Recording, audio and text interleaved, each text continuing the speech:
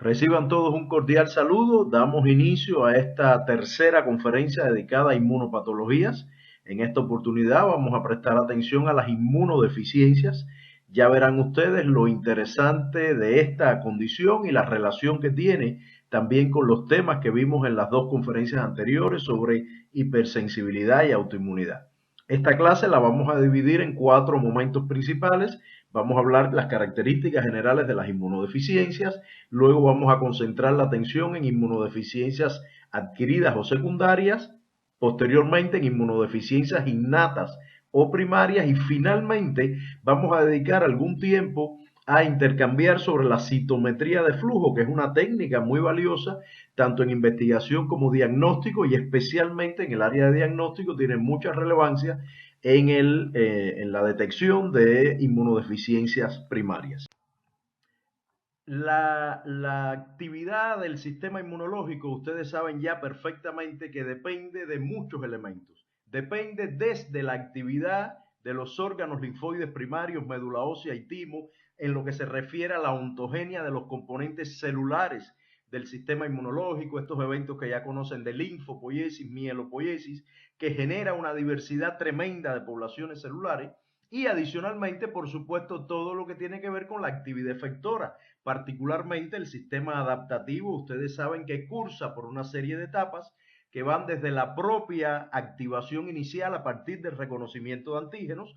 Los linfocitos B con su BCR reconoce antígenos de manera directa, los T con su TCR reconoce antígenos presentados por células presentadoras de antígenos.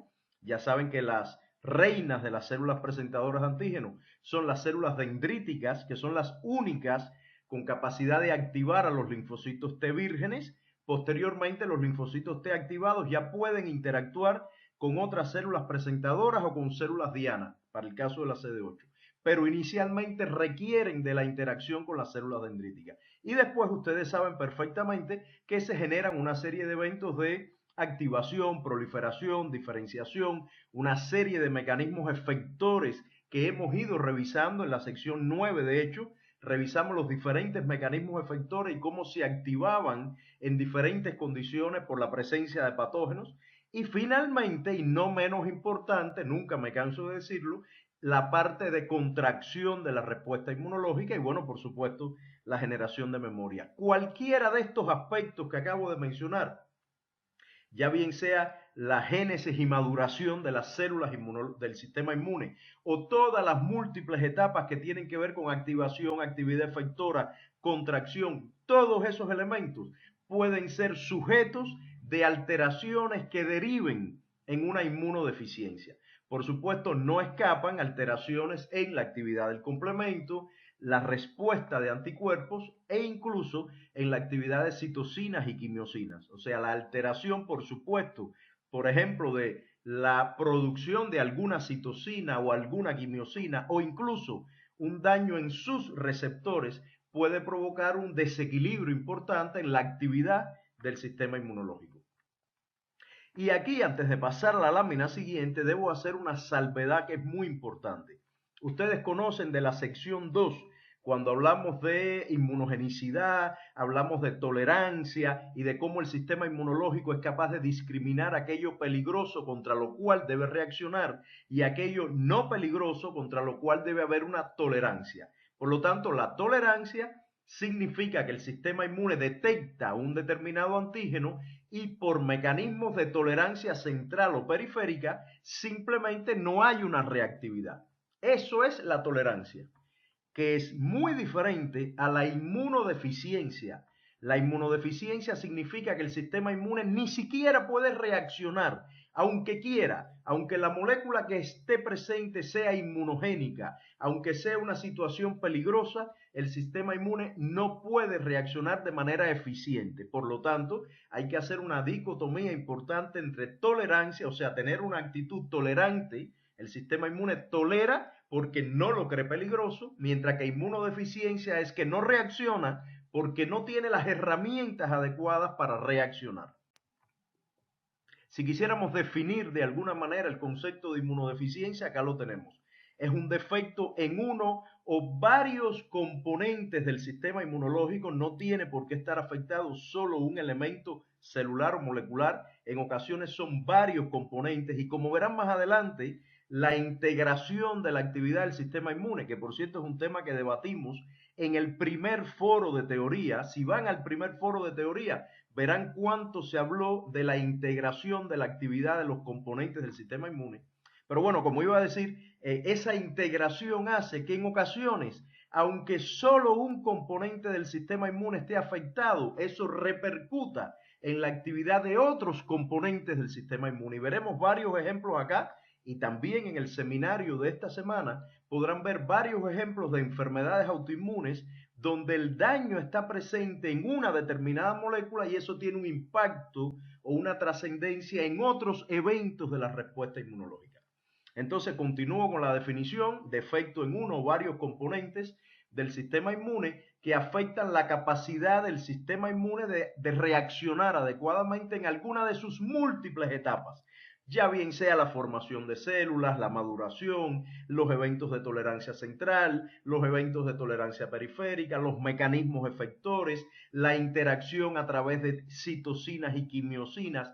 Cualquiera de esos eventos puede estar dañado en una condición de inmunodeficiencia. Y por supuesto, esto a la larga trae trastornos importantes en los individuos que en algunos casos pueden llegar a ser graves o incluso pueden atentar contra la vida del paciente. Hay algunas enfermedades de inmunodeficiencia que son bien severas, complejas de tratar.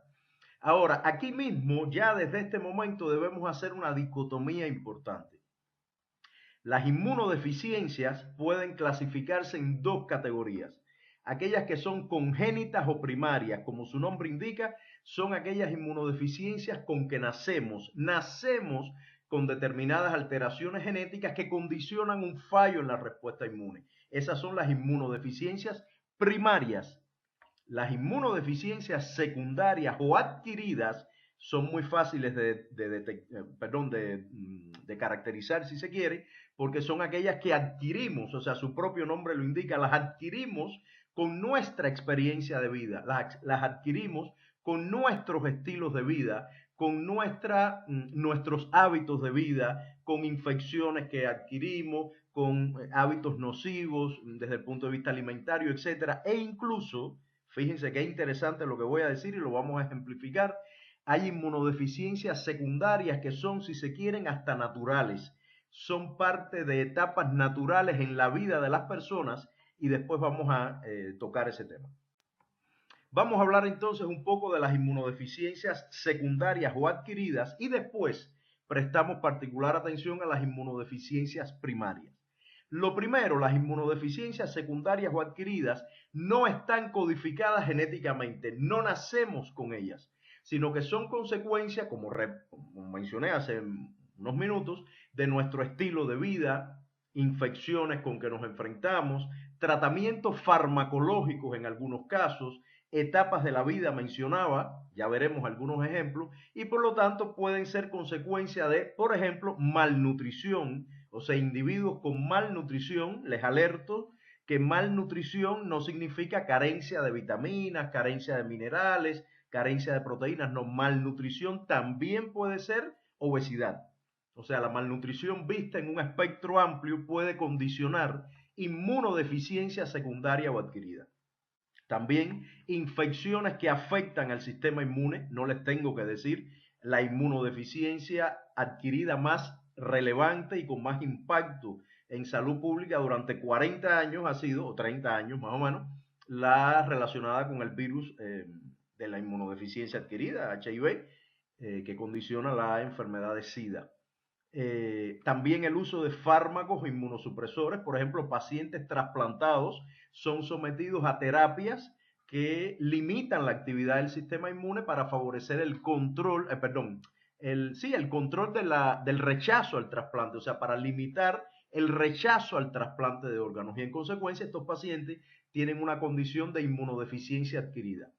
Es el caso también de pacientes con determinados tipos de autoinmunidad que reciben una terapia sistémica. Fíjense qué interesante, para apagar la autoinmunidad, el paciente puede derivar en un contexto de inmunodeficiencia. Es por eso, ya lo vimos la clase pasada, que las terapias para autoinmunidad han ido evolucionando y hemos pasado de terapias de inmunosupresión sistémica a inmunoterapias más específicas, más dirigidas a determinados blancos, de manera que el tratamiento no condicione una autoinmunidad adquirida.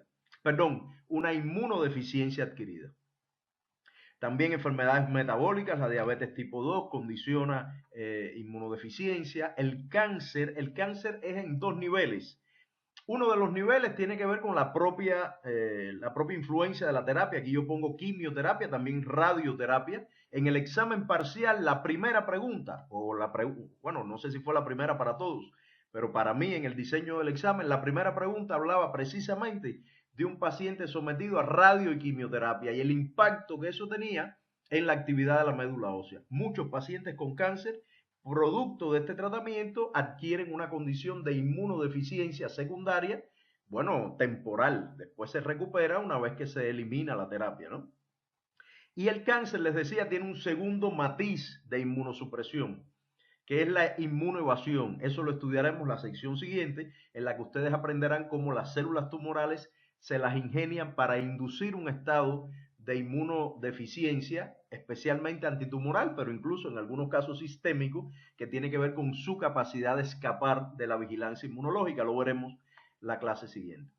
Otro elemento importante es la inmunosenescencia, lo hemos mencionado más de una vez. Los individuos adultos mayores son individuos que por naturaleza tienen deficiencia en la actividad del sistema inmune. El seminario 5 estuvo dedicado justamente a este tema, a las alteraciones que hay en la producción de linfocitos vírgenes, a el tema de actividad de linfocitos B, T, la acumulación de un contexto inflamatorio, en fin. Otros elementos que también condicionan inmunodeficiencia secundaria, en este caso transitoria, es el embarazo, por ejemplo, lo hablaremos más adelante. Los neonatos tienen también una condición de inmunodeficiencia durante un determinado periodo de vida y, por supuesto, el estrés.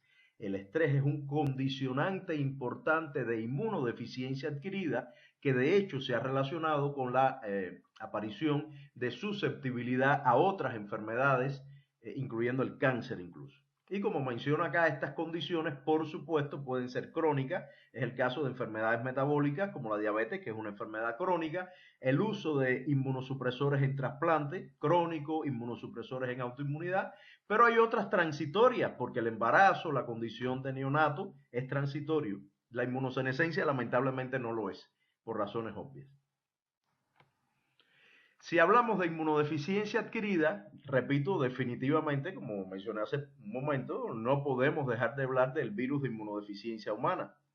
Este es un retrovirus, que es su material genético, es ARN, o sea, tiene su información genética está codificada en moléculas de ácido ribonucleico y ustedes saben perfectamente que este virus infesta a los linfocitos TCD4 fundamentalmente, aunque también tiene capacidad infectiva en macrófagos, células dendríticas, porque algunas de estas poblaciones expresa determinado nivel de la molécula CD4 y puede ser infectado por este virus. Este virus además utiliza algunos correceptores y es interesante, si ven en la imagen superior grande, dice receptor de quemoquina y efectivamente está demostrado que este virus utiliza como correceptor para ingresar a los linfocitos los receptores de quemoquina CCR5 y CXCR4.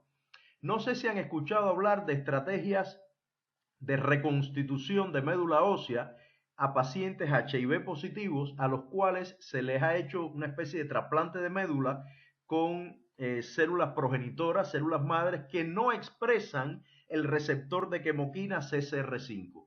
¿Y con esto qué han logrado? Pues que la población linfocitaria de estos individuos, al no tener este receptor, dejan de ser susceptibles a la infección viral y en consecuencia la carga viral disminuye. El virus no puede, si bien se puede replicar en alguna célula donde esté infectado, luego no puede reproducirse en otras células porque no hay poblaciones que expresen este correceptor. Hasta ahora los resultados han sido promisorios, hay solo algunos pacientes que han recibido esta terapia celular, pero celular y genética, porque fíjense, son células madres las que se le administran, pero manipuladas genéticamente para que no expresen este receptor. Y decía que, bueno, todavía no se sabe la trascendencia que tendrá esta terapia, porque, bueno, como quiera que sea, un receptor de quimoquina es importante en la actividad linfocitaria y estamos privando a estos individuos de este tipo de señales. Pero bueno, hay un compromiso ahí entre la vida del individuo por la infección con HIV y esta situación de no expresar este receptor de quimoquina. Ya veremos en el mediano y largo plazo las implicaciones que tiene. Bueno, aquí aparece un poco representado el ciclo de vida de este virus. No vamos a entrar en detalle. Ustedes posiblemente en la asignatura de microbiología puedan conocer más detalles, pero hay algunos temas que me parece muy interesante tratar de manera breve. Fíjense que acá a la izquierda aparece representado una serie de eventos que están relacionados con la infección con el virus, por supuesto su entrada a través de las mucosas, que ustedes saben que es la vía principal, también la contaminación a través de la vía sanguínea, por supuesto, y en cualquier caso estos virus, al infectar los linfocitos TCD4, provocan la muerte linfocitaria, es un proceso normal, los virus cuando se replican, generalmente la mayor cantidad de virus, una diversidad importante de virus tiende a matar a sus células hospederos y pues pasar a replicarse a otras poblaciones celulares. Pero resulta que aquí hay algo interesante, cuando las células dendríticas capturan este virus y detectan que hay una condición peligrosa y transmiten la información a los linfocitos TCD8, se activan linfocitos TCD8 citotóxicos que matan a las células CD4, porque el blanco del ataque de los linfocitos CD8 será la célula infectada. ¿Cuál es la célula infectada? Los linfocitos CD4. O sea, la propia respuesta inmune contra el virus genera la condición de inmunodeficiencia a partir de que mata a los linfocitos TCD4. Incluso hay otra situación, bueno, por supuesto se producen anticuerpos que neutralizan el virus, como cualquier respuesta antiviral de las que ya estudiamos en la sección 9, donde vimos los interferones, vimos la actividad de los anticuerpos, la GNK, la CD8, etc. Y fíjense qué interesante, aquí en este otro esquema que aparece a la derecha, que también aparece un poco el ciclo de vida del virus, fíjense que los linfocitos, cuando están en una condición quiescente no activada, pues tienen menos capacidad de replicar el virus. ¿Por qué? La maquinaria genética del linfocito está, digamos, en un dormancy, está dormida, está apagada. Pero ¿qué pasa cuando un linfocito es activado? Cuando el receptor de células T reconoce su antígeno y el linfocito se activa. Cuando recibe señales de citoquinas que le dicen al linfocito, despiértate porque debes funcionar, hay una respuesta inmune que depende de ti. Justo en ese momento es el momento ideal para que toda la maquinaria genética del virus se replique, porque en ese momento el linfocito sale de su estado de dormancy y se activa y pone a trabajar su maquinaria genética, y es la que aprovecha el virus. O sea, fíjense qué interesante, de pronto el virus en su acción inmunosupresora no solo condiciona la muerte directa del linfocito, sino que la propia actividad natural del sistema inmunológico facilita la replicación viral, lo cual es bien interesante. Bueno, la replicación viral y el hecho de que los CD4 mueran por efecto citotóxico de los linfocitos TCD8. Es bien complejo este tema y bueno, será objeto seguramente de estudio en otras asignaturas.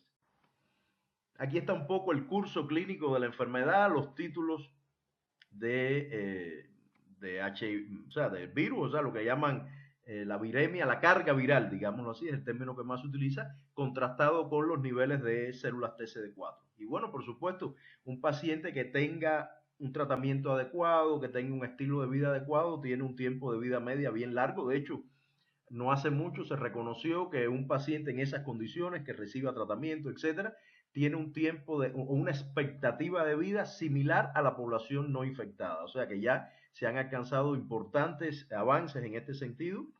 Eh, y bueno, como se observa acá, simplemente hay diferentes etapas descritas, no vamos a profundizar en ese tema, pero por supuesto la condición SIDA, digamos, que es aquella en la cual los niveles de linfocitos TCD4 caen a valores inaceptables por debajo de 200 células por milímetro cúbico, la carga viral aumenta enormemente y ese es el momento justamente donde mejor se manifiestan las inmunodeficiencias, es ese momento, o la inmunodeficiencia adquirida, es ese momento donde los individuos son susceptibles a infecciones virales, a infecciones bacterianas, etcétera, que normalmente deberían controlar y no pueden hacerlo, e incluso el desarrollo de algunos tipos de tumores, etcétera. Y bueno, lamentablemente da el traste con la vida del paciente. Entonces, como menciono acá, no voy a entrar en detalle porque más o menos esto ya se los he mencionado, son los diferentes eventos que contribuyen a la destrucción de los linfocitos T y los mecanismos que están detrás de la inmunodeficiencia relacionada con el HIV. Fíjense que acá al final se menciona incluso no solo una alteración en los linfocitos CD4, sino hasta en los propios macrófagos y células dendríticas. Y esto es muy importante porque obviamente un virus que pueda atacar o que pueda afectar la actividad de las células dendríticas tiene un impacto trascendental en la actividad general del sistema inmune por el rol que ustedes conocen tienen las células dendríticas en la integración del sistema innato y el sistema adaptativo. Otra condición de inmunodeficiencia secundaria o adquirida que mencioné es el estrés. Tampoco vamos a entrar en detalles acá, pero está muy claro, cada vez queda más claro que hay una triada muy bien establecida entre sistema nervioso central, sistema endocrino y sistema inmunológico. Hay una serie de mediadores que, digamos, que cruzan estos sistemas, que intercambian información en estos sistemas y está reconocido que el estrés crónico, no les hablo del estrés agudo, no les hablo del estrés porque tengo examen parcial, les estoy hablando de un estrés crónico, un estrés mal manejado puede condicionar el desarrollo de enfermedades por deficiencias en la actividad del sistema inmunológico. Incluso, si se fijan acá en la lámina que está hacia la derecha, ya se ha llegado a demostrar que esta interacción entre sistema nervioso, endocrino y sistema inmune llega a influir en la composición de la microbiota. Puede condicionar lo que ustedes ya saben que se llama disbiosis. Y si hay disbiosis, entonces también hay un segundo elemento que altera la actividad del sistema inmunológico. Ustedes en el seminario número 3, cuando hablaron de microbiota y enfermedades inflamatorias, vieron la relación que existía entre este mundo bacteriano, fundamentalmente bacteriano, y la regulación de la actividad del sistema inmune. O sea que se ha llegado incluso a confirmar ya evidencias que indican que la condición de estrés crónico puede incluso generar disbiosis y eso en consecuencia alterar el funcionamiento de la respuesta inmunológica. Los otros aspectos que condicionan inmunodeficiencias adquiridas o secundarias pueden ser, como mencioné en una de las primeras láminas, aquellos relacionados con determinadas etapas de la vida. Son normales, nos toca a unos y a otros en algún momento de nuestras vidas y bueno, son eventos naturales. Ese es el caso del embarazo. O sea, el feto no es más, como pongo acá, que un injerto halogénico. Es como que a las muchachas les hubieran hecho un trasplante con un órgano halogénico. ¿Por qué? Porque el feto, la mitad de su información genética es del papá y en consecuencia la mamá tendría, o sea, de una manera natural tendería a rechazar esa información genética que, bueno, se manifiesta por supuesto en proteínas, etcétera, o sea, en un mundo antigénico que es desconocido para la mamá. En consecuencia, la evolución obviamente ha tenido que fijar determinados mecanismos para que se produzca un efecto de inmunosupresión temporal, para que la mamá tolere a ese feto. Y acá aparecen representados en la derecha un grupo de poblaciones celulares que cambian en diferentes etapas del embarazo y, por ejemplo, si ustedes se fijan, los linfocitos T reguladores son estos punteados que aparecen al centro, o sea, esta línea de puntos, que aumentan significativamente su nivel. Los linfocitos T reguladores juegan un rol protagónico, mientras que otras poblaciones disminuyen significativamente su presencia. No estoy hablando incluso a nivel de órganos linfoides, etcétera. Estos eventos se dan sobre todo en aquellas estructuras que están cercanas al sitio donde se está produciendo el fenómeno de gestación. O sea, si usted aísla poblaciones celulares del entorno donde está el feto, ahí es donde se detectan estos cambios importantes, incluyendo un incremento significativo de la disponibilidad de células T reguladoras. Fíjense qué bonito, las células dendríticas, que también son punteadas, en este caso en este color rojo vino, así, no sé qué color es, o marrón, pues las células dendríticas disminuyen significativamente y eso tiene mucho sentido porque esas células son las que activan a los linfocitos T, ¿verdad? Bueno, pues ellas se apagan con la intención de que haya una respuesta T deprimida. O sea, por una parte se inhibe la activación de los linfocitos y por otra hay mucha T reguladora para apagar la respuesta inmune con citocinas antiinflamatorias, etcétera. Por lo tanto, el embarazo es un contexto natural de inmunodeficiencia secundaria o adquirida. Incluso cuando estudien, o sea, ya revisaron el seminario 9 sobre respuesta a Candida albicans. Bueno, pues las muchachas embarazadas pueden desarrollar candidiasis, por ejemplo. La candidiasis es una consecuencia del embarazo. ¿Por qué? Porque la Candida albicans está presente en la mayor parte de las personas y cuando el individuo se inmunosuprime, ya ustedes lo saben de ese seminario, pues la enfermedad se puede manifestar porque la respuesta inmune está deprimida. Este es el caso de lo que puede suceder en una mujer embarazada. En el caso del neonato, hay dos elementos que están contribuyendo a su proceso de inmunodeficiencia natural, digamos. Por una parte, está el hecho de que, bueno, nace con un sistema inmune inmaduro, por supuesto, pasan 1 y hasta 2 años para que haya una madurez adecuada en su sistema inmunológico. Incluso todavía en una etapa temprana de la vida el hígado juega un rol importante en la producción de algunos componentes del sistema inmune, se va transfiriendo esa responsabilidad a otros órganos del sistema inmune, los niveles de anticuerpos son menores, incluso los niveles de anticuerpos, recuerden que están muy ligados al que recibe el neonato a partir de su mamá, incluso durante el proceso de amamantamiento, o sea, en la propia leche materna, y resulta entonces que en esa etapa inicial de vida, por una parte el sistema inmune está inmaduro, la mamá lo provee de herramientas como los anticuerpos, pero llega el momento que ocurre la ablactación, que significa el bebé deja de tomar leche materna alrededor de los 6 meses de vida y asume otro tipo de nutrición y en consecuencia se queda desprovisto de esa fuente de anticuerpo que le proporciona a su mamá. Fíjense que acá se menciona que a los 12 meses de vida, si ustedes revisan el gráfico, los niños tienen alrededor del 60% de la inmunoglobulina total que tendrán cuando adultos. En el caso de IgG, 60%, 75% IgM, muy poca IgA. Y por lo tanto, reitero, este contexto de los primeros meses y los primeros 2 años de vida, hasta los 2 años aproximadamente, es un contexto de inmunodeficiencia que tiene que ver con un fenómeno natural en el que influye, por una parte, la propia necesidad de madurar la respuesta inmune y por otra parte, como mencionaba, que el hecho de que ya la mamá deja de cubrir, digamos, algunas necesidades del sistema inmune de su hijo porque deja de amamantarlo, etc. Ahora, la inmunosenescencia también es un evento de inmunodeficiencia secundaria natural, con la única diferencia, lamentablemente, que no tiene reversión, porque todo el que llega ahí, lo único que le queda es echar para adelante en la vida, por supuesto. Entonces, la inmunosenescencia, no voy a hablar mucho, ya hubo un seminario en la sesión 5 dedicado exclusivamente a la inmunosenescencia y ustedes saben que hay eventos ligados a la falta de linfocitos T vírgenes, obviamente porque el timo está absolutamente involucionado, se acumulan linfocitos T exhaustos, o sea, linfocitos T que ya cumplen su rol y que están en una fase terminal de su función.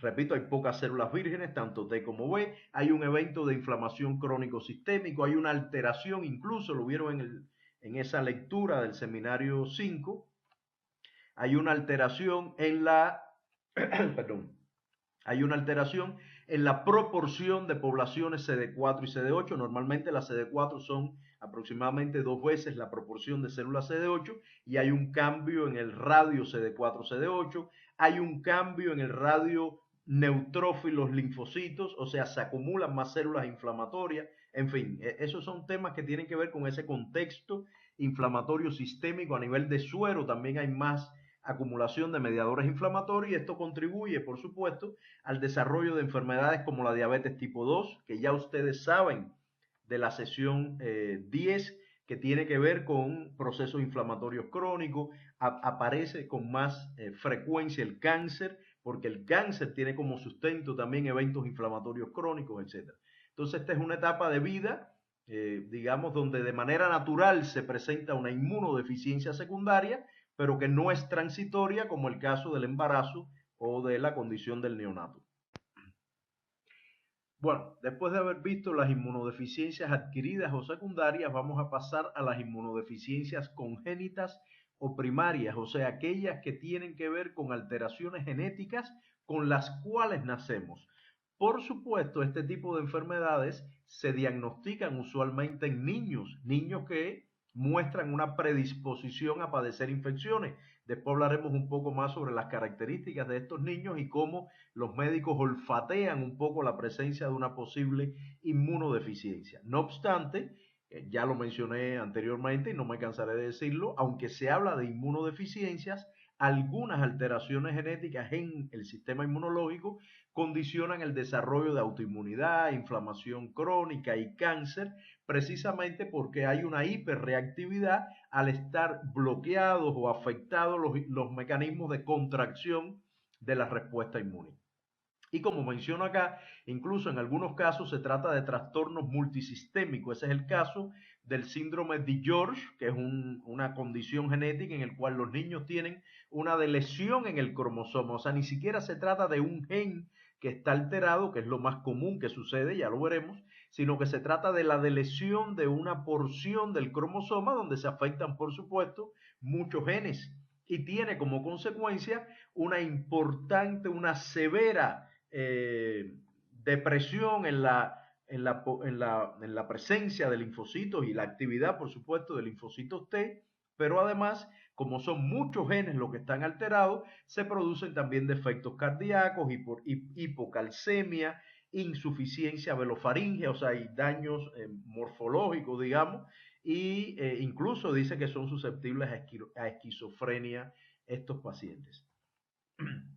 Las alteraciones, ya lo mencioné desde la primera lámina, que pueden, o sea, alteraciones genéticas que pueden condicionar inmunodeficiencias primarias, pueden estar ligadas a la maduración de los leucocitos, o sea, puede haber daño en los eventos que ocurren a nivel de médula ósea, timo, puede haber trastornos en el tráfico leucocitario, que ustedes saben que no es solo importante para que los leucocitos migren a los sitios de inflamación, el tráfico celular también es importante para la migración leucocitaria entre órganos linfoides primarios y secundarios o incluso para el traslado de las células dendríticas desde los sitios de inflamación hacia los órganos linfoides. O sea, puede haber alteraciones en cualquiera de esos niveles, puede haber defectos en la presentación de antígeno a los linfocitos T, defectos en la secreción o en la señalización de citocinas y quimiosinas, la actividad efectora puede estar dañada, o sea, puede haber problemas, por ejemplo, en la actividad del complemento, en moléculas que median la citotoxicidad, deficiencias en granzimas, perforinas o incluso en los anticuerpos que se imaginan la trascendencia que tiene este tipo de alteraciones.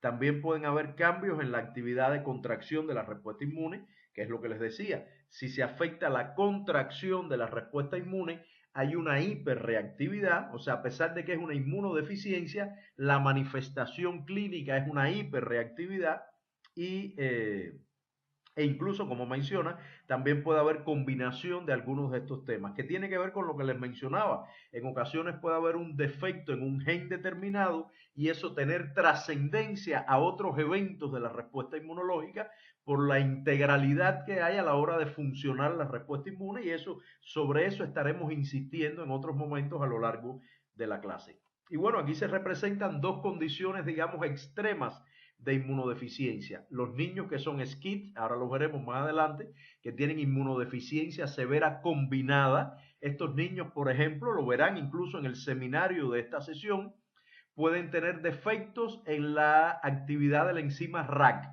La enzima RAC, ustedes saben que es muy importante recombinando el receptor de antígenos B y el receptor de antígenos T. Si esta enzima no funciona, si un individuo tiene noqueado, o sea, tiene apagado por determinada razón una mutación, el gen que codifica a la enzima RAC, entonces los linfocitos T y B no podrán reordenar sus receptores de reconocimiento de antígeno. Y como no tienen receptores de reconocimiento de antígeno, cuando llega tanto en médula como el timo el momento de la selección positiva, lo primero que se evalúa es si hay receptores contra antígenos. No hay, los linfocitos se mueren. Por lo tanto, estos niños nacen sin linfocitos T ni linfocitos B. Debo aclarar, lo veremos más adelante en una tabla, que hay diferentes tipos de inmunodeficiencias severas combinadas. No siempre se afectan los linfocitos T y B, a veces se afectan las T y las NK, o a veces se afectan T, B y NK, dependiendo de dónde está ubicada, desde el punto de vista del curso de la maduración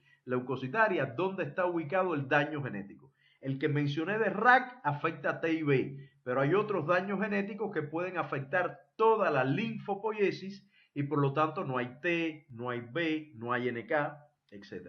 Esta otra imagen que está en la parte inferior es la condición contraria. Son niños IPEX. Ya cuando hablamos de autoinmunidad, yo mencioné a los niños IPEX, que tienen una condición de autoinmunidad severa, hipersensibilidad multiorgánica, etc. O sea, hay mucho daño a nivel sistémico.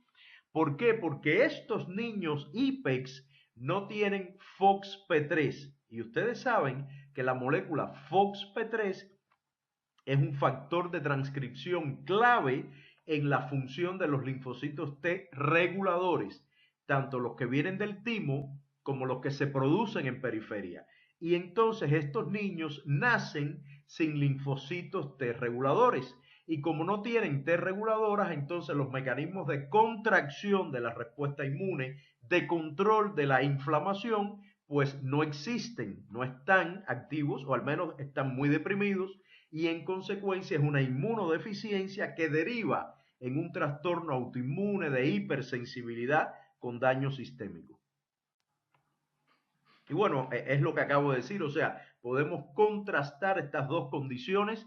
Son niños que nacen con inmunodeficiencias severas, pero en un caso se manifiesta, como aparece acá, con niños que tienen que estar aislados por lo menos hasta que se le haga un tratamiento de trasplante de médula que repercuta en que, bueno, se resuelva esta condición. Habría que trasplantarles células que sí tienen adecuada actividad de la enzima RAC, por ejemplo, si es que se tratase de niños con defectos en la enzima RAC, mientras que, o sea, tendría que estar aislado del ambiente, mientras que los niños IPEX, la situación que tienen es al revés, tienen una hiperreactividad por deficiencia en los mecanismos de tolerancia, de control, de contracción de la respuesta inmune. Y es por eso que se puede presentar esta imagen. A mí este esquema me parece muy ilustrativo. Fíjense, estamos presentes, o sea, estamos visualizando dos condiciones de inmunopatológicas que son teóricamente contradictorias. O sea, alguien que no tenga conocimientos básicos de la respuesta inmune puede asumir que se trata de eventos absolutamente contradictorios, ¿no? La autoinmunidad se caracteriza por tener, y esto es importante, ya lo vimos, porque hay diversos genes involucrados, generalmente hay una predisposición genética y el desarrollo de la enfermedad tiene mucho que ver con influencia ambiental. Eso de manera general, ya lo vimos la sesión anterior. Y la inmunodeficiencia es una condición en la cual generalmente hay un único gen alterado, es monogénica y además tiende a ser recesiva, por suerte, lo que disminuye significativamente el número de pacientes con estas enfermedades. Puede estar ligada al cromosoma X o ser autosómica. Si está ligada al cromosoma X, como la herencia que aplica es la mendeliana básica, pues las mujeres que porten esta inmunodeficiencia generalmente no la padecen. Ese es el caso de los IPEX. Es una deficiencia en FOXP3 que está en el cromosoma X, ¿ya? Por lo tanto, las madres no padecen la enfermedad, pero sus hijos varones sí la padecen. ¿Por qué? Porque la madre aporta un cromosoma X y el padre aporta el Y, pero como es una enfermedad recesiva, en la mamá no había problema porque ella tiene otro cromosoma X que resuelve esa deficiencia. Pero el papá lo que aporta es un cromosoma y por lo tanto el hijo varón tiene un cromosoma X con el gen dañado y el cromosoma Y que no puede resolver esta condición de deficiencia genética y por lo tanto los hijos varones son los que manifiestan la enfermedad. Ya verán en la clase y en el seminario que hay algunos ejemplos de inmunodeficiencia que tienen delante la palabra X, X-linked, o sea, conectado al cromosoma X. Todo lo que diga X-linked es una condición que la padecen fundamentalmente los hijos varones. Las madres solo son portadoras y los hijos varones padecen la enfermedad.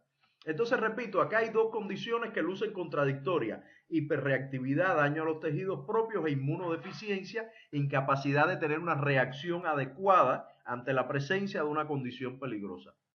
Sin embargo, hay un punto de merge, digamos, donde hay una compenetración entre ambos tipos de condiciones, o sea, hay enfermedades que comparten ambas condiciones, digamos, y es el caso de las inmunodeficiencias que se manifiestan con autoinmunidad. Ejemplo, IPEX, defecto en FOXP3, la manifestación clínica es autoinmunidad. Defecto en CTLA4, la manifestación clínica es autoinmunidad. O sea, son defectos inmunológicos que tienen que ver con la contracción, el apagado de la respuesta inmune. Cuando no está, la manifestación clínica es la autoinmunidad. Todo lo contrario es si se ve desde la perspectiva de la autoinmunidad.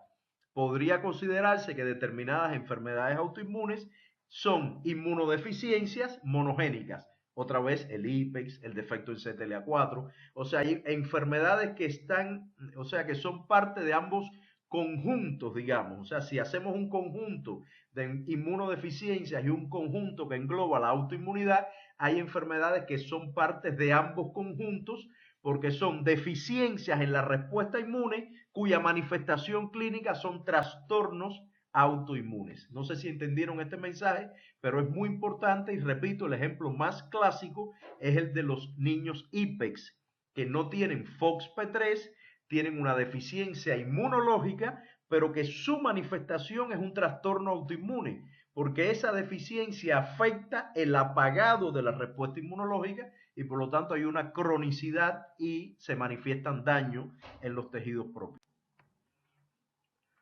Bueno, entonces volvemos al tema de la inmunodeficiencia y ya les he dicho más de una vez que los daños genéticos que ocasiona la inmunodeficiencia pueden tener diversos orígenes. Pueden estar a nivel de la génesis y maduración leucocitaria, en la activación de los linfocitos, el tráfico leucocitario, los mecanismos efectores, en fin. Son muy diversos los daños posibles, pueden estar a cualquier nivel de la activación o respuesta inmunológica. Por supuesto, aquellos que ocurren en eventos más tempranos tendrán una trascendencia mayor. ¿A qué me refiero? Veremos ejemplos. Aquellos daños que ocurren en la ontogenia linfocitaria, como el que le mencioné, RAC, puede tener un impacto muy significativo. O sea, los individuos que no tienen la enzima RAC, no tienen linfocito T, no tienen linfocito B, es una trascendencia mayor, es un daño muy severo, porque ocurre en una etapa muy temprana de la génesis de la respuesta inmune. Pero, por ejemplo, más adelante pondremos el ejemplo, valga la redundancia, de individuos que lo que tienen es un defecto en la producción de IgA. Y bueno, por supuesto, no quiere decir que eso no sea importante, que no tenga una implicancia, que no afecte la respuesta a nivel mucosal, porque la IgA es muy importante, nadie lo duda, pero se imaginan la diferencia que hay entre no tener ningún linfocito B o no tener ningún linfocito T o, por ejemplo, no tener IgA. Y esos son dos eventos genéticos que tienen que ver con inmunodeficiencias, pero que ocurren en situaciones extremas. Uno ocurre muy temprano en la ontogenia leucocitaria a nivel de médula, mientras que otro ocurre más tardío en el momento que el linfocito B tiene que cambiar de clase hacia IgA y no puede hacerlo. O sea, mientras más tarde sea, mirando, cuando hablo de temprano y tarde, hablo si nos hacemos una línea de tiempo de los eventos que van desde que la célula nace hasta que tiene actividad efectora. Los daños que ocurren en el nacimiento de la célula, por supuesto, tienen una trascendencia mucho mayor que aquellos que ocurren en la etapa final donde la célula tiene que ejecutar una determinada acción. ¿Está bien? Y bueno, este recuadro rojo dice algo que ya mencioné respecto a que están ligados generalmente al cromosoma X, son recesivos, aunque pueden estar en autosomas, o sea, en cromosomas que no estén ligados al sexo, pero los del cromosoma X abundan bastante y repito, en general, por suerte, se trata de genes recesivos. ¿Está bien? Ese es el problema que sucede con las mamás, repito. Como la mamá tiene dos cromosomas X, tiene dañado un gen, pero tiene el otro gen en el otro cromosoma que funciona y suple esta deficiencia. Pero en el caso de los niños varones, no lo tienen, si está ligado al cromosoma X, el niño varón solo tiene un cromosoma X y en consecuencia manifiesta la enfermedad. La mamá es portadora, pero el hijo manifiesta la inmunodeficiencia. Bueno, es prácticamente obvio que les diga que los individuos con inmunodeficiencias tienen particular susceptibilidad a las infecciones. Y este es un tema muy importante porque para el médico tratante, olfatear o sospechar una potencial inmunodeficiencia precisamente tiene que ver con el tipo de infección que típicamente, valga la redundancia, tiene el niño. Incluso en ocasiones se trata de niños que cursan con diversas infecciones o infecciones leves que se complican, requieren, que normalmente son leves y requieren, sin embargo, hospitalización, tratamiento en UCI, etcétera. Repito, en base a estas características de la infección que desarrollen estos niños, el médico podrá sospechar que está ante la presencia de un niño con inmunodeficiencia. De hecho, inmunodeficiencia primaria. De hecho, lamentablemente, en muchas ocasiones los niños van de hospital en hospital, de ingreso en ingreso, sin tener un diagnóstico definitivo, lo que tiene, por supuesto, un impacto significativo en la calidad de vida del niño, de la familia y también, por supuesto, en consumos de recursos por el sistema de salud. Por eso es muy importante que los médicos estén atentos a determinadas señales que vamos a mencionar después y que dan indicios de una potencial inmunodeficiencia primaria. Esta tabla es muy bonita porque aquí están comparados, por ejemplo, las manifestaciones que tanto clínicas, o sea, perdón, la susceptibilidad a infecciones como algunas evidencias clínicas que hacen indicar o sugerir deficiencia en la actividad de células B o de células T. Primero, respecto a la susceptibilidad de infecciones, bueno, en dependencia de la población que falta, así será el tipo de bacterias, virus, etcétera, la que es más susceptible el individuo. Ustedes ya conocen de la sección 9 que el sistema inmune no lanza todo su herramental, sino que dependiendo del tipo de patógeno, así será el mecanismo efector y por lo tanto la deficiencia en células B generalmente se manifiesta con algunos tipos de infecciones y la deficiencia T con otros tipos de infecciones comunes, digamos. Sin embargo, en lo que refiere, por ejemplo, a los niveles de anticuerpos en suero, miren qué comparación tan interesante. La ausencia de células B definitivamente provoca la ausencia en la función o en la presencia de células B, no quiere decir que no haya células B, puede haber un tema funcional. Puede provocar, evidentemente va a provocar reducción en la cantidad y la calidad de los anticuerpos, eso es obvio. Sin embargo, miren lo que sucede, la deficiencia de células T, en la que los niveles de anticuerpos pueden ser normales o incluso pueden estar reducidos. ¿Cómo es posible, profesor? Si las células T no producen anticuerpos, efectivamente no producen anticuerpos, pero contribuyen a la instrucción a las células B. La célula B produce mejores anticuerpos en función del mensaje que recibe de la célula T. Es por eso que yo les he repetido que cuando falla algún elemento de la respuesta inmune puede tener repercusión en otros componentes de la respuesta inmunológica. Si se habla de la prueba de TH, que la vimos en la clase número 3, cuando hablamos de, no, perdón, la número 10, cuando hablamos de hipersensibilidad, recuerden que hablamos que la DTH era una prueba de hipersensibilidad para detectar actividad del linfocito T. Por lo tanto, estará afectada, o sea, estará reducida la generación del mensaje en esta prueba, de la señal cutánea que se produce en esta prueba. Si hay deficiencia en la célula T estará reducida y en la célula B estará normal.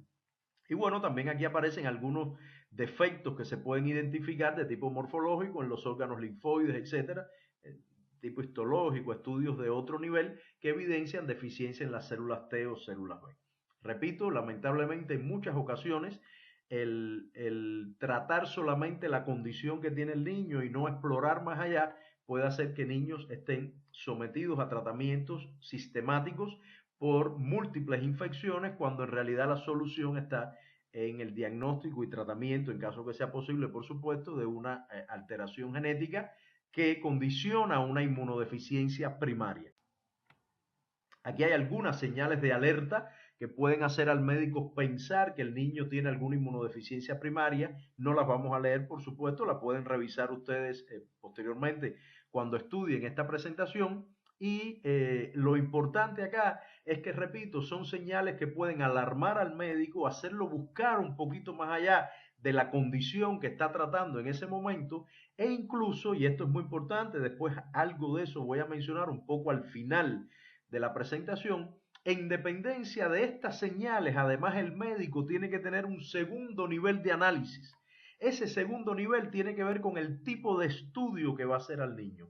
Porque aunque el examen definitorio de una inmunodeficiencia primaria es un estudio genético para decir tiene este gen alterado, eso es verdad, pero generalmente no se llega ahí a la primera. Hay que hacer estudios intermedios que van focalizando la atención en un determinado gen, medir poblaciones leucocitarias, cuantificar el suero, cuantificar actividad de complemento, evaluar actividad fagocítica, y en dependencia de las señales que va recibiendo el médico, por una parte por las manifestaciones de infecciones y por otra parte por estas pruebas inmunológicas, al final, digamos, se arma una idea y dice, por aquí voy a buscar genéticamente, háganle esta determinación para confirmar el diagnóstico. Por lo tanto, repito, el hecho de que en ocasiones los médicos no atiendan estas señales, pues hace que algunos niños vayan de infección de infección en infección y de hospital en hospital sin tener un diagnóstico definitivo de una inmunodeficiencia. Uno de los temas que sin duda hace más complejo el diagnóstico de las inmunodeficiencias primarias es algo que ustedes ya conocen perfectamente, y es cuán coordinada está la actividad del sistema inmune. O sea, el sistema inmune más que nada es una red de interacciones celulares y moleculares en la que de una u otra manera la actividad de cada uno de estos componentes está influenciada por la acción de otras. ¿Y esto qué relevancia tiene en el tema de la inmunodeficiencia primaria? Bueno, pues resulta que en ocasiones las manifestaciones clínicas que el médico es capaz de detectar en un paciente, o incluso las determinaciones de laboratorio que se hacen, son el reflejo no de un daño en la célula o en la molécula que directamente se está midiendo, sino que son el reflejo de una alteración que ocurre a otro nivel en el sistema inmunológico. Por ejemplo, en este gráfico que estamos viendo en este momento, que ya ustedes conocen, imagínense que es posible que ocurra un determinado daño a nivel de un componente celular del sistema inmune innato. Imagínense que hay un daño en la célula dendrítica.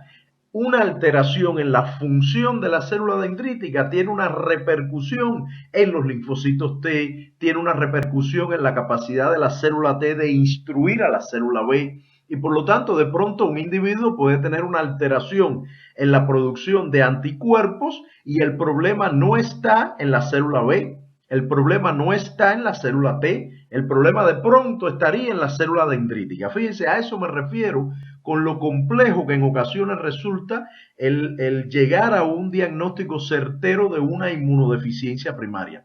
Hay un ejemplo muy significativo. Imagínense que un paciente tenga una deficiencia en la expresión de la molécula CCR7. ¿Qué cosa es CCR7?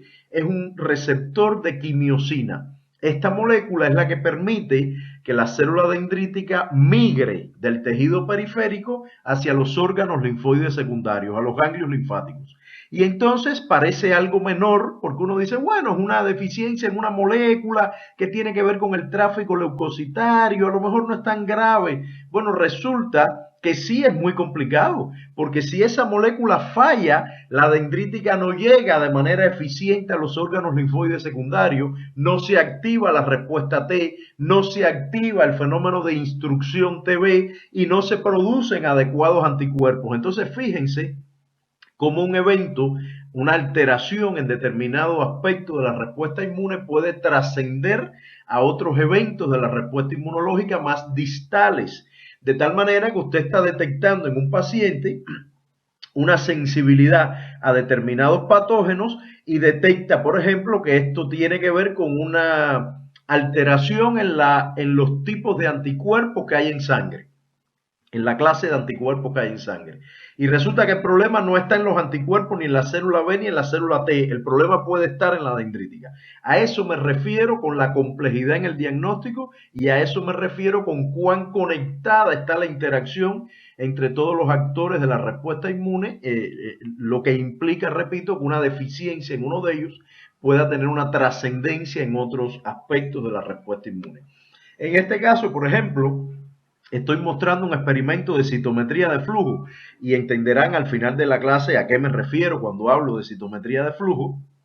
Y se trata, por ejemplo, de dos inmunodeficiencias primarias diferentes. En el primer caso, se está midiendo en el recuadro de la izquierda, se está midiendo la presencia de linfocitos B con dos marcadores moleculares, CD19 y CD20. En este caso, la proporción de célula B que se está indicando es de 0,2%. En sangre debe haber alrededor de 10-15% de linfocitos B. Sin embargo, este individuo es prácticamente deficiente en su totalidad en la presencia de células B en circulación. Esta enfermedad, por ejemplo, es la llamada aganmaglobulinemia. ¿Cómo se manifiesta? Se manifiesta con que el individuo prácticamente no tiene anticuerpos en sangre. Y cuando van a ver que no tiene anticuerpos en el suero y miden la población de célula B, se encuentran que efectivamente no tiene linfocitos B que produzcan a los anticuerpos. Esta es una enfermedad, por cierto, ligada al cromosoma X, ya hemos hablado al respecto, tema de predisposición genética en las mujeres y de manifestaciones clínicas en los hijos varones, generalmente. Entonces, este es el caso de la gamma-globulinemia. Sin embargo, hay una condición que es la que está en el recuadro de la derecha, que es una inmunodeficiencia severa combinada ligada al cromosoma X. En este caso se mide la molécula CD19, que también tiene que ver con linfocitos B, y CD3, que ustedes saben perfectamente que tiene que ver con células T. En este caso, no hay absolutamente ningún linfocito T en circulación. Este paciente no tiene células T. Sin embargo, sí tiene muchas células B. Fíjense que en este paciente, en vez de haber un 10% de células B en sangre, hay 98%. Hay una cantidad extraordinaria de células B, porque claro, no hay células T y por lo tanto la proporción se desvía completamente a células B. Y ustedes pueden pensar que este paciente no tiene problema ninguno en los anticuerpos, porque imagínense, tiene muchas células B.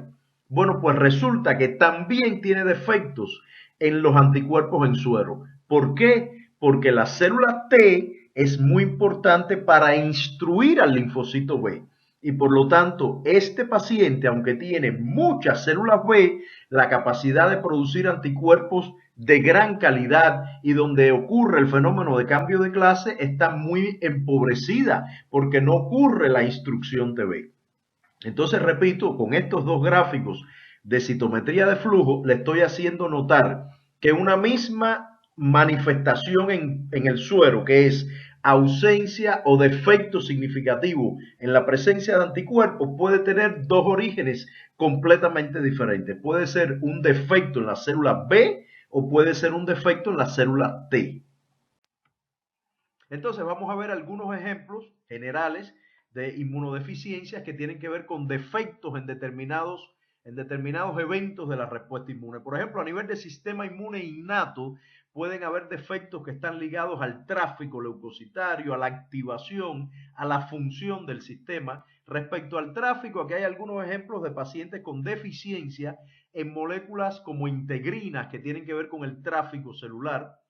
Respecto a la activación, deficiencia en Toll-like receptors, como ustedes saben perfectamente, son receptores de patrones moleculares asociados a patógenos y a peligro. Y en lo que se refiere a defectos funcionales, por ejemplo, en el recuadro rojo superior se habla de la granulomatosis crónica.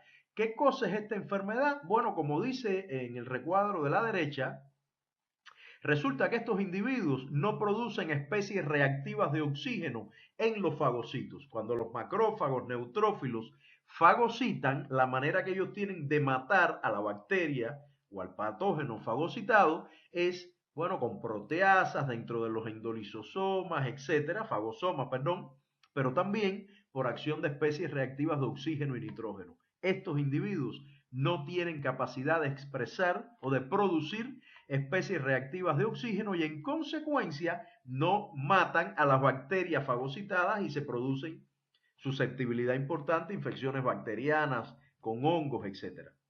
Entonces, repito, a nivel de sistema inmune innato pueden haber una serie de deficiencias. ¿Estos daños impactan en el sistema adaptativo? Por supuesto. Imagínense que las células no tengan la capacidad de detectar PAMs y DAMs. Si no lo hacen eficientemente, no pueden ir a ver al adaptativo e instruirlo de que hay una condición peligrosa. O sea, una vez más se manifiesta una deficiencia en una parte del sistema inmune que impacta en la actividad de otros componentes del sistema inmune. En lo que se refiere a inmunodeficiencias severas combinadas, ya pusimos un ejemplo bastante al principio con el niño este que estaba aislado, digamos.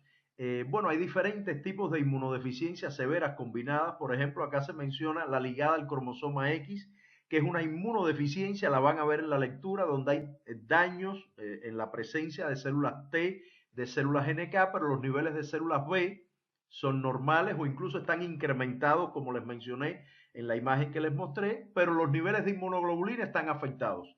No voy a repetir lo mismo. ¿Hay células B? Sí. ¿Muchas células B? Sí. ¿Y cómo es posible que no haya anticuerpos? Es que no hay células B, células T, perdón, que hagan la instrucción TB. Otros defectos pueden tener que ver, como se menciona un poco más abajo, con la formación del receptor de células T, y por lo tanto no hay linfocitos T. En fin, hay daños más severos en el cual, por ejemplo, lo que falla es la enzima RAC. Si no hay enzima RAC, no hay recombinación de los segmentos VDJ en la cadena pesada de los receptores B o en la cadena beta de los receptores T, ni de los segmentos VJ de la cadena ligera B o de la cadena alfa T. Como no hay, en resumen, ni receptor T ni receptor B, en consecuencia, en los eventos de selección positiva que ocurre en el timo, entonces al no haber receptores, los linfocitos T y B se mueren en esa etapa temprana y por lo tanto no hay células T y B maduras en la periferia. Incluso hay eventos más complicados donde el daño es en una etapa muy temprana de la maduración leucocitaria, es el caso de la digénesis reticular, en donde no hay ni linfocitos T, ni B, ni células mieloides. Es más complicada la situación. Mientras más temprano en la ontogenia sea el defecto, más impacto tendrá, más poblaciones celulares estarán afectadas y por supuesto habrá mayor alteración, mayor supresión en la actividad inmunológica. Aquí está un poco representado lo que hablábamos hace un momento de inmunodeficiencias severas combinadas, pero con ejemplos concretos. Por ejemplo, acá la redundancia, pacientes que no tienen linfocitos T y la razón está encerrada en un recuadro rojo, es que no tiene molécula CD3. La molécula CD3 es muy importante en la transducción de señales al núcleo. Tiene varias cadenas. Individuos con deficiencias en algunas de las cadenas de CD3 no tendrán linfocitos T porque la célula T es no funcional, no transduce señal al núcleo y por lo tanto se muere en el evento de tolerancia a nivel de timo. También puede haber un defecto en CD25. No sé si recuerdan, en la clase 6 hablamos de que la interleuquina 2, el linfocito T, cuando se activa, secreta una citoquina muy importante que es la interleuquina 2. La interleuquina 2 asegura supervivencia y proliferación linfocitaria. Y su receptor es trimérico y dentro de las cadenas que tiene, o sea, tiene tres cadenas. Una de ellas es CD25. Si no hay CD25, el receptor reconoce interleuquina 2 con muy poca afinidad y por lo tanto la supervivencia linfocitaria está dañada y por supuesto hay un daño importante en los linfocitos T.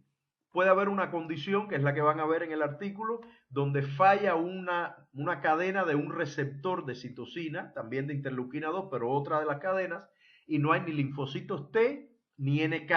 El daño es mayor. puede ser que fallen los RAC, como habíamos dicho, una mutación en alguna de las enzimas recombinasas, entonces no hay ni T ni B, pero sí hay NK, porque las células NK no necesitan la recombinación de RAC. O, bueno, como mencionamos, daños más severos, donde puede ser que no haya ningún linfocito, ni T, ni B, ni NK, que es una condición obviamente más complicada. De pacientes que tienen una enfermedad que se llama síndrome hiper-IgM. O sea, este es un síndrome también ligado al cromosoma X, o sea, las mamás lo portan y lo padecen los hijos varones, en el cual en el suero lo que hay es esencialmente anticuerpos IgM. ¿Es por un defecto en las células B? Para nada.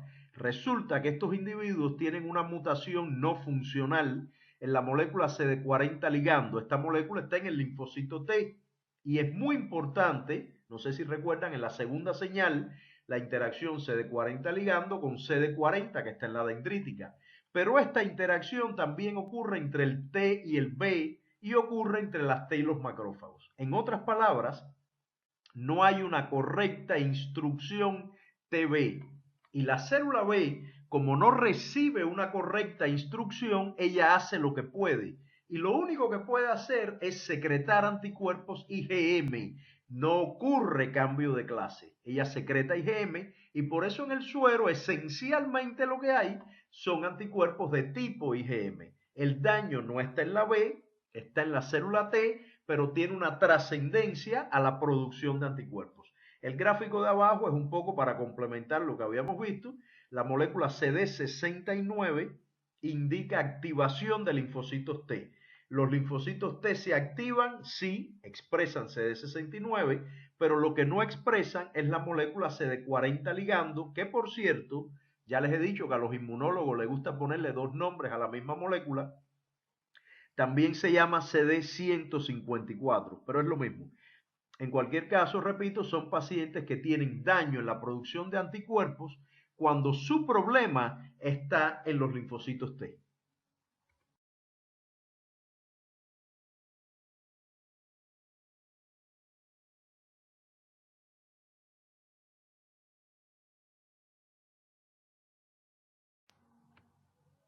Y este es otro ejemplo bien bonito de alteraciones, en este caso en las inmunoglobulinas, que tiene dos niveles.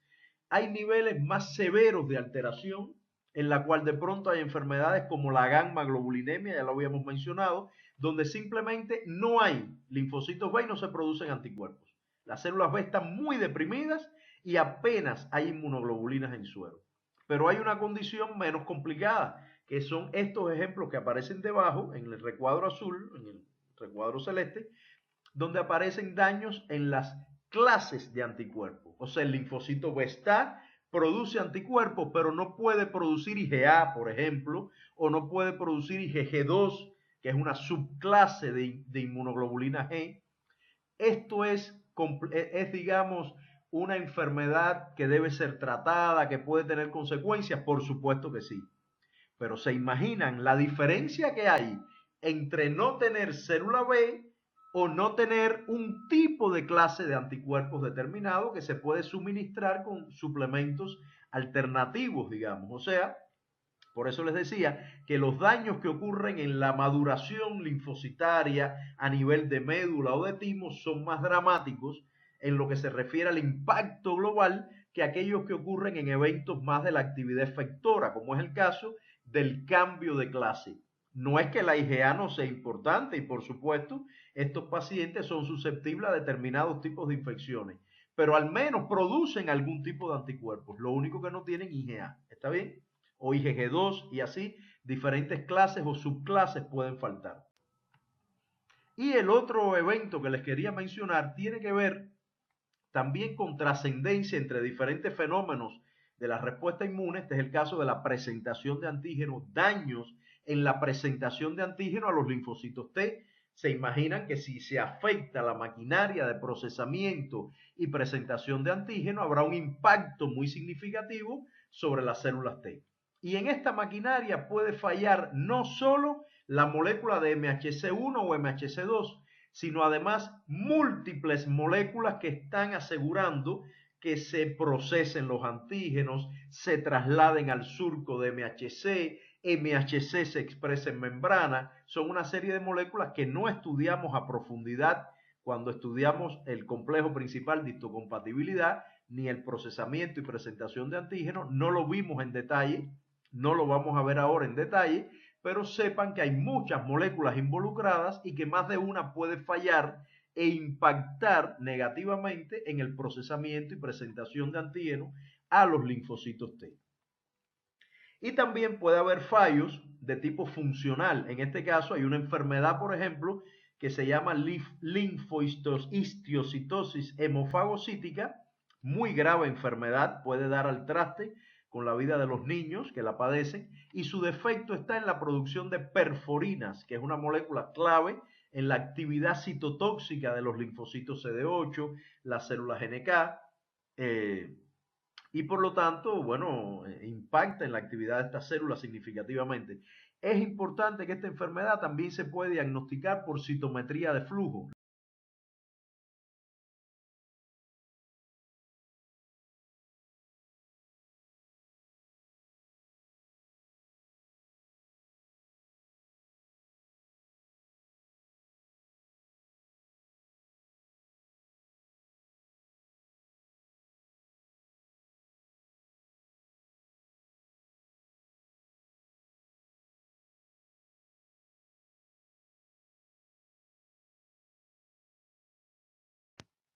Y como hemos mencionado, están estas enfermedades de inmunodeficiencia cuya manifestación es autoinmunidad e hiperreactividad. Le doy el ejemplo de IPEX, son niños cuyas madres tienen un defecto genético en el cromosoma X, no tienen FOXP3, pero la madre tiene dos cromosomas X, pero el hijo varón tiene solo uno y manifiesta la enfermedad. En este caso, también en el gráfico de citometría de flujo se muestra el resultado. Fíjense en el gráfico donde dice control normal. Encima a la derecha hay una población pequeña de células que está ausente en los pacientes IPEX. Esos son los linfocitos T reguladores. Y hay una cosa bien interesante. Esta enfermedad es una evidencia del valor que tiene la tolerancia periférica. O sea, en estos niños el timo y la médula están perfectos, hacen selección clonal, eliminan clones autorreactivos, pero obviamente ustedes saben que clones autorreactivos que reconocen antígenos propios con baja afinidad salen a periferia. ¿Y quiénes los controlan? Los T reguladores que están en periferia o que vienen del timo o que están en periferia. Este niño no tiene linfocitos T reguladores porque no tiene molécula FOXP3 y en consecuencia no puede tener tolerancia periférica, que ustedes saben que es activa, es una tolerancia inhibitoria que ejecutan las células T reguladoras. Otros problemas tienen que ver con la deficiencia del par FAS-FAS ligando, que son moléculas que tienen que ver con la inducción de apoptosis y son muy importantes en muchos eventos, incluyendo la maduración linfocitaria en el timo. Es por eso que estos niños, por ejemplo, tienen poblaciones tímicas linfocitarias inmaduras, o sea, tienen en sangre linfocitos CD4 negativo, CD8 negativo, células T que no son ni CD4 ni CD8, son linfocitos inmaduros que debieron morir en el timo y que salen a periferia porque no tienen ese mecanismo de muerte mediado por FAS ligando. Y también, por supuesto, la haploinsuficiencia de CTLA4. CTLA4 es una señal negativa para los linfocitos y si no está presente, los linfocitos se mantienen con actividad crónica. Ya verán cuando hablemos de cáncer cuánto vamos a utilizar esta molécula porque la inmunoterapia de cáncer está aprovechando el bloqueo de las señales negativas a los linfocitos. Si usted bloquea CTLA4, el linfocito contra la célula tumoral estará activo más tiempo y podrá ser más eficaz. Pero ese es un tema que trataremos en la sección siguiente. Por ahora, vamos a quedarnos con que la deficiencia de FOXP3 y de CTLA4 condiciona una hiperreactividad porque los mecanismos de contracción de la respuesta inmune están afectados.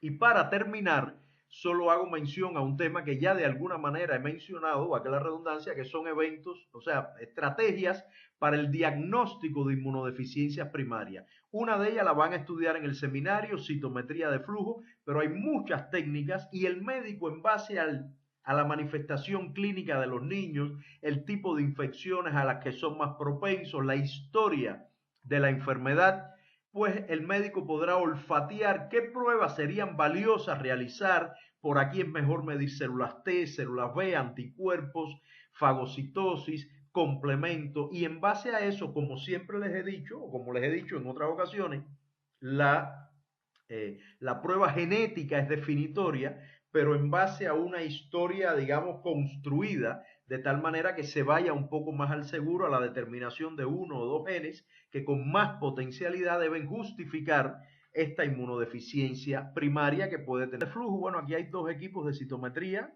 de una época más antigua a una época más moderna. Son equipos que tienen mínimo un rayo láser, pueden tener hasta 4 láser y miden entre 3 y hasta 18 o más fluoróforos diferentes. Ahora, ¿eso para qué sirve? Bueno, resulta que la citometría de flujo es una técnica que permite medir sobre una misma población celular múltiples parámetros. O sea, permite en un grupo de células, por ejemplo, células del sistema inmunológico, evaluar moléculas que están en la superficie celular, dentro de la célula, que tienen que ver con la función celular, con su morfología. Es una técnica extremadamente útil en cáncer, o sea, para estudios en cáncer y para estudios del sistema inmunológico. Y se utiliza muchísimo, está muy difundida tanto en investigación como en diagnóstico. ¿Está bien? Entonces, esencialmente, como les digo, es una técnica muy útil, muy versátil, muy robusta, donde se miden muchas cosas, incluyendo el hecho de que se pueden hacer diagnósticos de inmunodeficiencia primaria, o al menos pruebas para acercarse al diagnóstico final de la inmunodeficiencia primaria, como van a ver en el seminario de esta semana.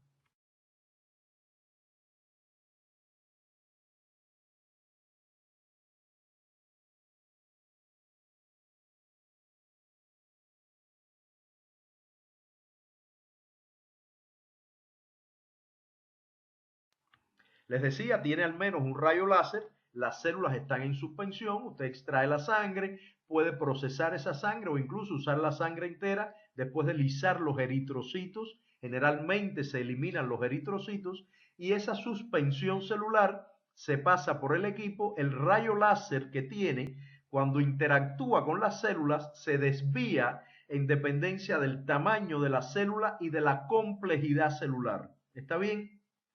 Las células más grandes o más complejas. ¿Qué significa complejidad? Que tengan gránulos en su interior, que tengan dendritas, que tengan núcleos multilobulados. Todos esos son elementos que desvían ese rayo láser y generan dos parámetros. El parámetro forward scatter, que tiene que ver con tamaño celular, y el parámetro side scatter, que tiene que ver con complejidad celular. Aquí aparece este gráfico, lo hemos visto muchas veces a lo largo del curso, ahora lo van a entender mejor. FSC es Forward Scatter, significa el láser se desvió en dependencia del tamaño celular. Y SSC significa Side Scatter, el láser se desvió en dependencia de la complejidad celular. ¿Qué células son redondas, pequeñitas y más simples? Los linfocitos.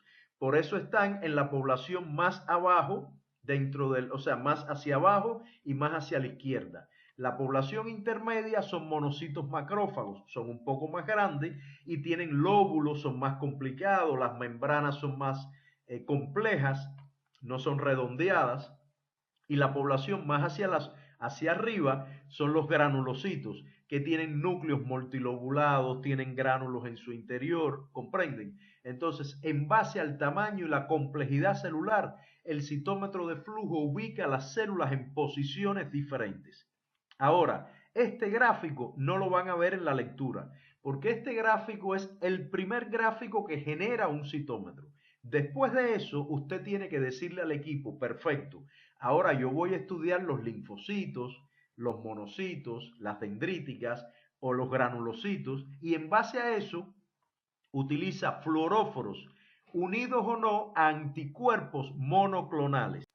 Entonces, si usted esa población de leucocitos le añade, por ejemplo, un anticuerpo monoclonal contra la molécula CD4, entonces el citómetro identificará dentro de todas las células aquellas que expresan la molécula CD4. ¿Cómo lo identifica? Bueno, ese mismo láser, además de desviarse, excita el fluoróforo que está unido al anticuerpo monoclonal me refiero. Como lo excita, el citómetro sabe que esas células que de pronto están brillando como consecuencia del fluoróforo son los linfocitos TCD4 y le dice a usted, mira, dentro de todos los linfocitos, el 20% son CD4 porque yo veo que emiten fluorescencia. O sea, eso el citómetro no lo sabe. Eso lo sabe usted porque usted sabe qué anticuerpo adicionó y sabe ese anticuerpo qué moléculas reconoce. Como les dije anteriormente, la citometría permite detectar moléculas que están en la superficie de la célula, pero también en el interior de la célula. O sea, moléculas que tienen que ver con digamos, la caracterización fenotípica, si una célula es T, si es B, si es monocito, si es dendrítica, pero también tiene que ver con la función. Y ya vimos el ejemplo de la determinación, por ejemplo, de perforinas, o también se pueden medir señales intracelulares de citocinas, etcétera. Y bueno, gracias a eso se puede sacar un gráfico como este que les mostré desde la primera clase, en donde utilizando anticuerpos monoclonales, usted puede decirle al citómetro, quiero que me digas de estas poblaciones cuántos hay de neutrófilos, de basófilos, de NK, de células B, utilizando anticuerpos monoclonales que el citómetro le puede decir qué porcentaje es cada población de las que usted está estudiando. Por ejemplo, aquí se están midiendo dos moléculas diferentes. CD3, que está en todos los linfocitos T, y CD4, que está en los linfocitos T auxiliadores. ¿Está bien? La nube en gris, las celulitas grises, son negativas para el eje X y negativas para el eje Y. Por lo tanto, no tienen ni CD3 ni CD4. No son linfocitos T. La población que está debajo hacia la derecha, las verdes, no son CD4, fíjense que son negativas en el eje Y, pero son positivas en el eje X. Por lo tanto, expresan CD3, pero no son CD4. ¿Qué linfocito T expresa CD3, pero no CD4? Obviamente los T citotóxicos, que lo que expresan no es CD4, es CD8. Y la población rosada que está arriba expresa CD3 y CD4. Esos son linfocitos T auxiliadores. Por lo tanto, en dependencia de los anticuerpos que usted utilice, el citómetro le puede caracterizar diferentes poblaciones. Y aquí aparece una lista de moléculas que son muy útiles para caracterizar diferentes poblaciones leucocitarias. Las van a ver en la lectura. Para linfocitos T, CD3 obviamente, CD4 y CD8 que distinguen auxiliadoras de citotóxicas. Linfocitos B expresan CD19 y CD20, macrófagos CD14 y así diferentes moléculas que definen si una población es de un tipo leucocitario u otro. Y eso el citómetro se lo puede decir qué proporción representan dentro de las células que están en estudio.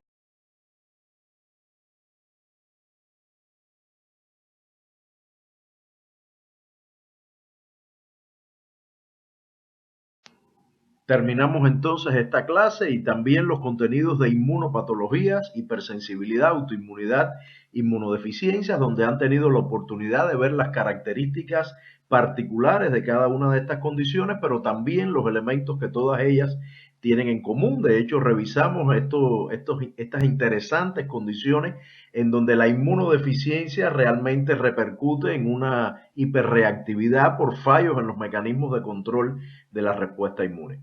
Las clases por venir, inmunooncología e inmunoterapia, dan cierre a los contenidos teóricos del curso de inmunología básica.